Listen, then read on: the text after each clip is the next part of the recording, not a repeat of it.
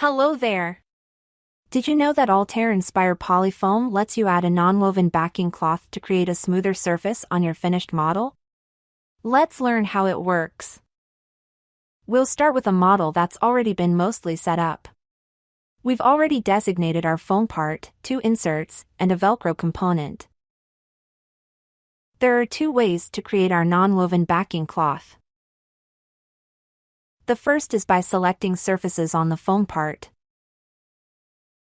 For each surface selected, we can define the thickness, porosity, conductivity, and slip factor of its non-woven backing cloth. If your model has complex geometry, this method may not be the most efficient. That's why PolyFoam lets you project the backing cloth onto your foam part. Let's Control-click to remove the existing non-woven backing cloths. Next, we'll open the Project tool. You can select the direction to project the cloth from in the micro dialog. We'll project ours onto the bumpy side of this part, from the Z direction. Now we need to define the projection area. Click a point on the model.